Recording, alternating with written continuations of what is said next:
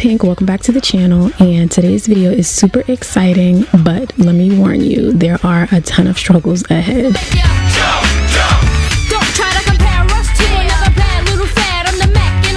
So you guys know, as always, crooked parts matter, and this video is no different. I thought this part was straight when I started, but y'all won't come for me. I've been struggling for years, you already know.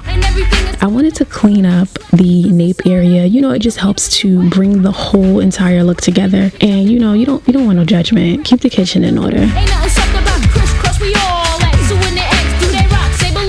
Next, I'm going to create a triangular part, and then I'm going to pull this hair out of the way and begin creating a part that extends all the way down to the nape, because we're going to create a section at the middle where we want our braid to lie. And so I'm going to begin creating a cornrow, and I'm going to braid all the way down to the nape. And this is our foundation where we're going to crochet in the hair to create a fuller feed-in braid. And this is really good if you have shorter hair or you just want to create a fuller look.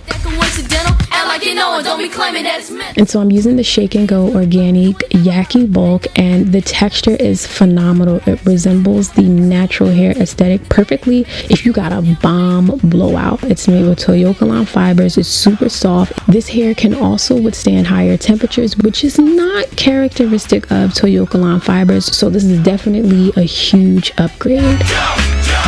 So when I first started crocheting in the hair, I wanted to use the invisible knotless method because I thought it would create a smaller, neater looking knot, but it just, you know, made the hair kind of flow in two different directions, which I didn't like. It's best to just crochet as normal, securing the hair with about 2 to 3 knots, but you want to be mindful of the size of each section so that it's not too bulky, because it can conflict with the feed-in braid. Now, I know you guys are probably gonna go crazy, but listen, I took every precautionary measure possible because I knew I wanted to take a hot comb and just lay it across my roots, okay? And my hair is super thick, 4C natural hair, so I just did that to create a more sleek look. Now I'm going in with my EBIN New York edge control, and you want to apply this near the parting section and the perimeter hairline, and then you want to take your time and be gentle brushing this in. The only thing about this edge control is that it has like a little white cast, but just use a little bit of oil and it will definitely soften the hold and take that residue away. Now I started braiding my natural hair, and then as you move backwards, you're going to begin to incorporate hair that you crocheted in. And stay on top of the crochet hair. Don't try to dig your fingers too deep. Sometimes I did that, and you know, I had to start over. I actually attempted this braid 8 to 10 times. It is a little bit of a learning curve, especially if you're not accustomed to it.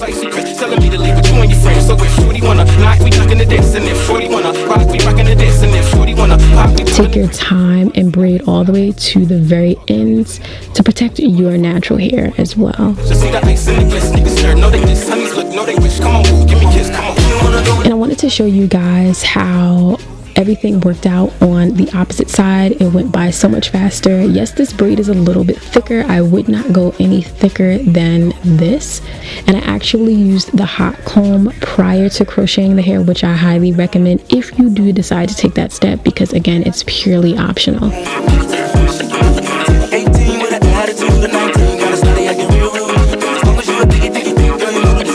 Crochet in small pieces towards the front, and you can get slightly larger pieces as you move towards the nape, and apply your edge control of choice. I used a combination of EBIN New York 48-hour edge control and edge booster, which I've heard about and I wanted to try it, and I definitely like the edge booster. I got the lemon berry scent. It smells amazing.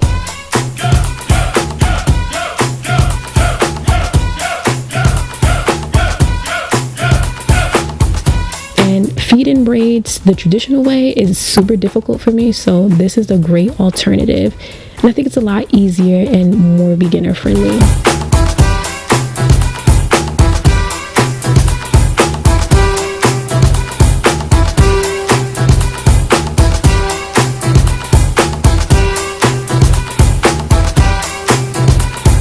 because the ends of the hair are a little bit longer, I'm going to just roll it on itself, and I'm going to use a rubber band to secure the hair in place. You guys see, I wanted to create that curly finish. So apparently Toyokalon says that you can use hot water and cold water to set the hair, but as I suspected, the hot water creates a tighter curl definition. I highly recommend using hot water and perm rods to set the hair.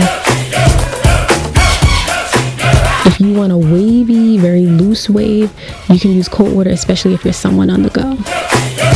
So I just used the latch hook to crochet the curled pieces into the hair. I used very small perm rods. They were the white color. It's a very small rod, and it creates a tighter curl because this hair does loosen a little bit from the time that it is in the hot water to the time that it dries.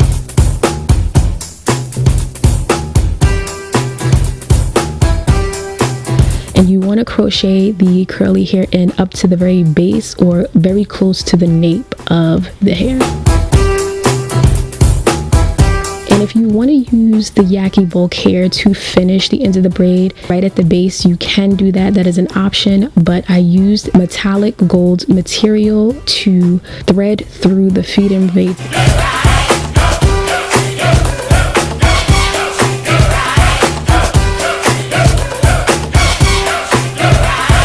I also use the gold material at the base of the braid. I like this better than using the Yaky bulk hair. It just pulled everything together. I used the filigree tubes as well, and I hope you guys like this. Us 4C naturals can definitely slay any style. It's all about the execution. So let me know in the comment sections below, would you guys attempt this style? What would you do differently?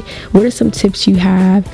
And just because it doesn't come out like the girls on Instagram, it doesn't mean it's not beautiful. This texture, our texture, is amazing. Thank you so much, Toyokalon, for collaborating with me, and I hope to see you all in the next one. Yeah.